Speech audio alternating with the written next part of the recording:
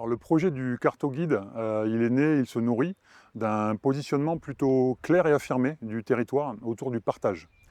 On le retrouve dans le slogan Terre de partage. Il revêt plusieurs facettes alors dans les équipements qui sont mis à disposition du collectif sur le territoire, également autour de l'organisation, autour d'une dynamique insufflée par le territoire et tous ses acteurs. C'est un tiers-lieu, le pôle d'animation économique du Béarn des Gaves se situe sur la station et sa halle à Sauveterre de Béarn.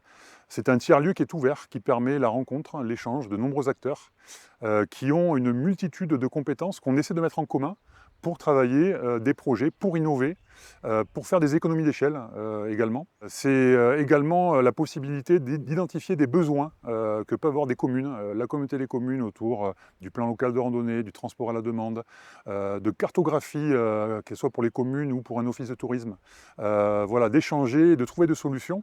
On a aujourd'hui ce carto-guide qui permet de donner de l'information, alors pas uniquement à des habitants ou à des touristes, mais également à une multitude d'autres clientèles. Je pense notamment aux pèlerins, on pense également aux curistes qui sont 3 semaines sur sa liste de Béarn, on pense aux porteurs de projets, on pense aux nouveaux habitants, aux nouveaux arrivants qui sont sur le territoire.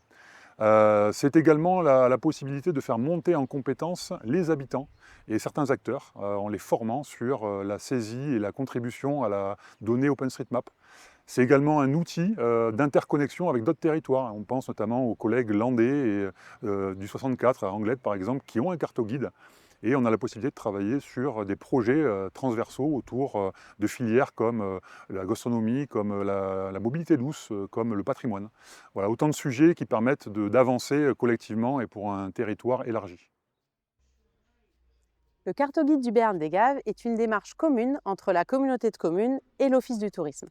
C'est un projet qui, au départ, s'inspire du projet de territoire de la communauté de communes, pendant lequel les élus se sont rassemblés et ont réfléchi à ce qui faisait commun pour leur territoire. Et cette idée des communs, c'est vraiment la racine du projet et donc de la démarche. Et finalement, le carto-guide en est une illustration parfaite puisqu'il s'appuie aussi sur cette idée des communs. Ensuite, le projet a vraiment pu se concrétiser grâce au programme Petites Villes de demain, puisque les 3 communes principales de la communauté de communes sont lauréates de ce programme et ont souhaité vraiment utiliser la cartographie comme un vrai moyen pour donner à voir les services, commerces et tous les éléments qu'elles pouvaient avoir sur leur territoire.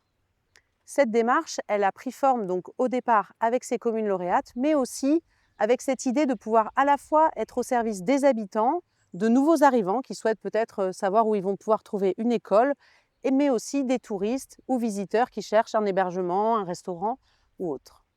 Et enfin, finalement, le projet a aussi permis de réaliser des projets très concrets pour la communauté de communes, comme ça a pu être le cas pour le transport à la demande, puisqu'au moment de la création de ce service, la cartographie nous a permis de recenser tous les points d'arrêt de bus et de donner aux utilisateurs la capacité, grâce au carto-guide, de pouvoir réserver leur trajet, regarder où était l'arrêt de bus le plus proche de chez eux et là où ils souhaitaient se rendre.